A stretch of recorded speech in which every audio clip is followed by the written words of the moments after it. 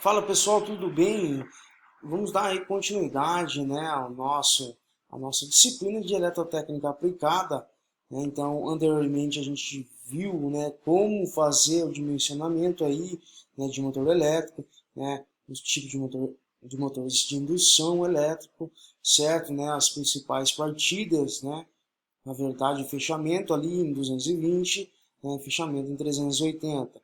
Né, a gente vai ver muito mais a fundo ali, né, na prática, a gente vai fazer aí futuramente. Certo? Então agora a gente vai entrar o que, né, no conteúdo de acionamentos elétricos, né, conceitos e principais dispositivos. Certinho? Então a gente agora vai ver, né, dispositivo de seccionamento. O que seria esse dispositivo de seccionamento, né? Uma chave seccionadora. Uma chave seccionadora, ela serve o quê, né? Para fazer o seccionamento, né? Seccionar, né, partes ali de uma alimentação de algum sistema, certo? Naquele circuito elétrico ali. Então, chave, né, uma chave seccionadora ou chave faca, né? Sua lâmina tem um formato que lembra, né, uma faca. É um dispositivo destinado a isolar, né, seccionar partes, né, subsistemas, equipamento e etc. aí, né, de circuitos elétricos. Né, são instalados em pontos o que estratégicos, visando seccionar a rede para minimizar os efeitos das interrupções programadas ou não, certo? Estabelecer seccionamento visível em equipamentos como religadores automáticos, né, de chaves a óleo aí.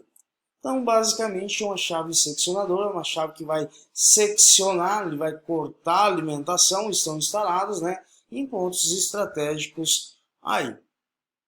Belezinha? Então, a finalidade, né, é estabelecer um bypass em equipamentos como reguladores de tensão, como o vis-a-vis, né? O vis-a-vis seria um regulador de tensão aí, né? Para manobras do que? De circuitos, para sua abertura seccionando com a carga.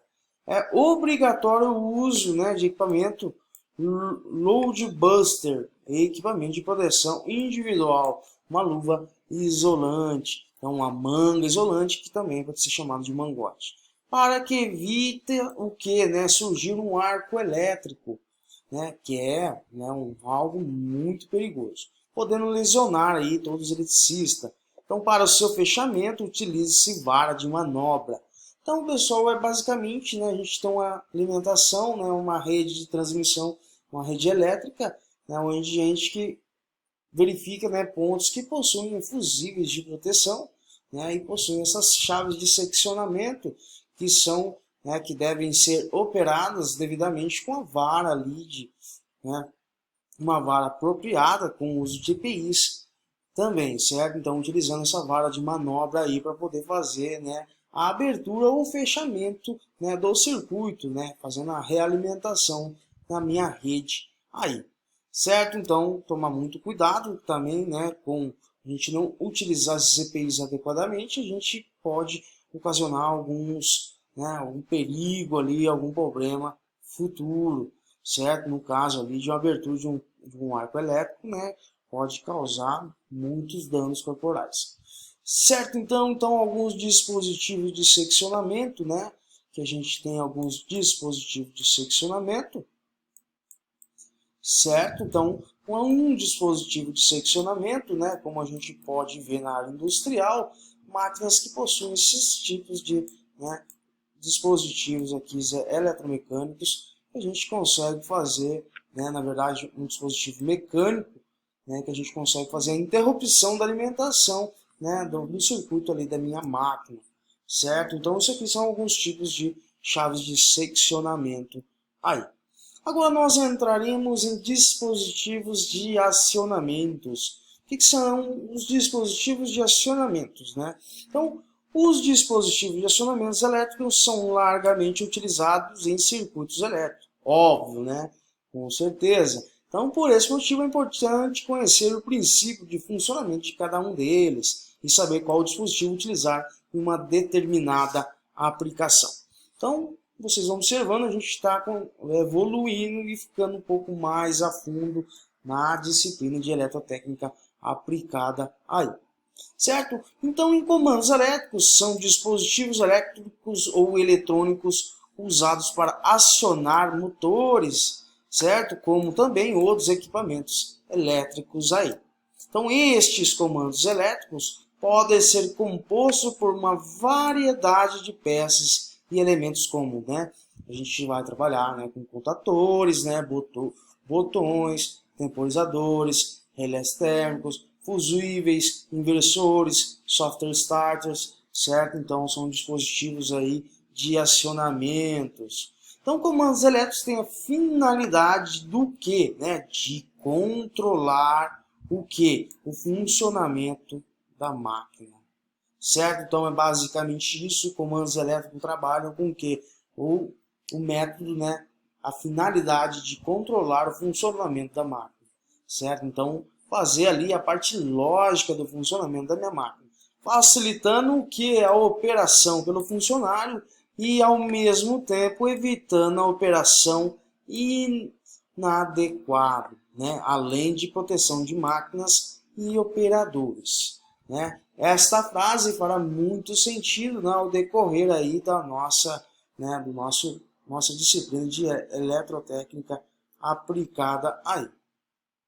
Certo? Então, analisando as finalidades, temos dois objetivos fundamentais para os comandos elétricos e os principais planejos com o painel elétrico aí. Então, a primeira finalidade dele é o que? Proteger o operador. Por que proteger o operador? Né? Então, a gente vai ver o que é um circuito de comando, né? Que é o que faz a interface do operador com a máquina, e a parte de potência, que estão a parte mesmo de controle, né, de manobra de cargas, né, de acionamentos aí dos motores elétricos, certo? Então, são justamente isso, né, através de um circuito lógico, através de um comando elétrico, né, então o operador tem essa interface e não tem, né, ele não coloca, ele não faz ali a ligação, né, o fechamento, o funcionamento do motor de maneira manual. Certo? Então, a primeira finalidade é proteger o operador e B, né, propiciar uma lógica de comando. Certo? Então, a eletrotécnica aplicada, ela vem trabalhando com o quê? Né, com o raciocínio lógico, né, de cada um aí. Certo? Então, podemos dividir comandos elétricos em duas vertentes, né, em duas partes aí, extremamente importante, né, que a gente precisa, né, lembrar disso todas as vezes que a gente for falar em comandos elétricos, né, a interface aí do operador e a máquina. Então, a gente tem um acionamento convencional, né, que é conhecido como partidas convencionais de motores. Utiliza-se de dispositivos eletromecânicos, né, então contatoras, para acionamento, né, partida do motor. Exemplo, contatores eletromecânicos, né, interruptores eletromecânicos, né, interruptores mecânicos e etc. E a gente tem o que? O acionamento também, acionamento eletrônico, conhecidos por partidas eletrônicas de motores. Utilizam-se dispositivos eletrônicos que realizam o acionamento do motor.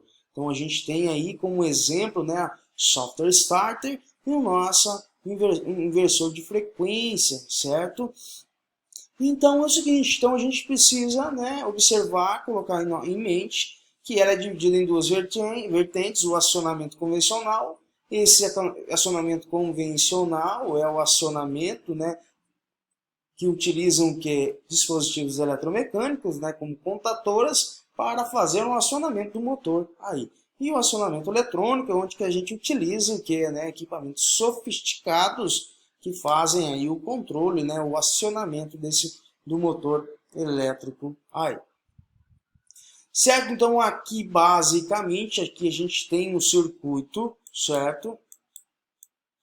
E um outro circuito.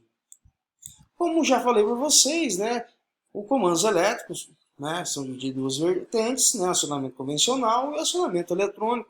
E também é dividido em um circuito de comando, né? Esse aqui é o meu circuito de comando que vai fazer, né, o controle, né, o acionamento lógico para fazer o que, né? Que o nosso motor venha a fazer uma partida ali, um acionamento. Certo? Então aqui é um circuito de comando, é chamado de circuito de comando, é o que vai comandar o acionamento, né? É o que vai fazer a interface do operador e a máquina. E aqui chamado de circuito do que? De potência, certo? Às vezes vocês poderão encontrar aí, pessoal, né, diagrama de comando, diagrama de potência, né, circuito de comando, circuito de potência. Então, isso vai depender, né, da nomenclatura que cada livro venha trabalhar aí, certo? Mas é basicamente isso, separado em circuito de comando e circuito de potência. Circuito de comando, a parte de controle, né, o interface do homem, né, do operador e a máquina, e o circuito de potência para manobra de cargas, né, de acionamento aí de motores elétricos. Certo? Então, o primeiro dispositivo que a gente vem a conhecer, né, são as botoeiras, né, as nossas famosas botoeiras ali, que o operador vai lá e aperta essa botoeira e consegue fazer através de um circuito de comando, né, através dos comandos elétricos, a gente consegue, né, fazer um acionamento ali de uma carga, né, uma carga elevada do motor potente aí. Certo? Então as botoeiras são chaves elétricas acionadas o que? Manualmente, né, que apresentam geralmente um contato aberto e um contato fechado. Então, novamente, recordando isso daí, então um contato aberto, né, um contato NA, né, também Normally Open, né, NO, né, que tem como simbologia literal, né, o que? 3 e 4.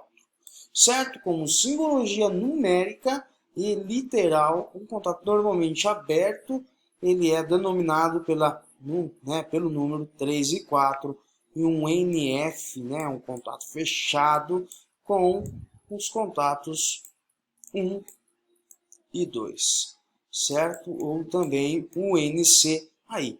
Tranquilo, basicamente isso aí a gente já viu, a gente já está craque nisso, então agora vamos, né, aprofundar cada vez mais. Então, geralmente um contato aberto e um fechado, de acordo com o tipo de sinal a ser enviado ao comando elétrico, certo? Se a gente vai usar um contato aberto para dizer o que é uma condição de acionamento, né, tudo vai depender da lógica a ser implantada ali, né, desenvolvida, ou se a gente vai usar um contato normalmente fechado, né, para fazer o seccionamento, né, fazer o desligamento ali do meu circuito, certo? As botoeiras são caracterizadas como pulsadoras ou com intertravamento. As botoeiras fazem parte da classe de componentes denominadas o que? Elementos de sinais, certo? Esses dispositivos pilotos, né, e nunca são aplicados no acionamento direto de motores, certo? Por quê? Não, né? Então, o circuito de comando, né, ele vem trabalhando com um máximo, uma corrente máxima permitida de 10 amperes, certo? Então, aonde a gente não pode exceder esses 10 amperes que acabam ocasionando futuramente, né, um problema, né, um problema de segurança para o operador, colocando a vida do operador em risco aí. Então, por isso que não aciona diretamente, a gente aciona um dispositivo eletrônico, né, que é essa corrente, né, essa interface, ela não precisa ter corrente elevada. Eu faço acionamento desse componente eletromecânico, né, e eu faço acionamento desses motores, né, através desse circuito de comando. Certo, pessoal? Eu vou terminar por aqui, para não ficar muito extenso nesse vídeo aula, e até mais aí, um grande abraço.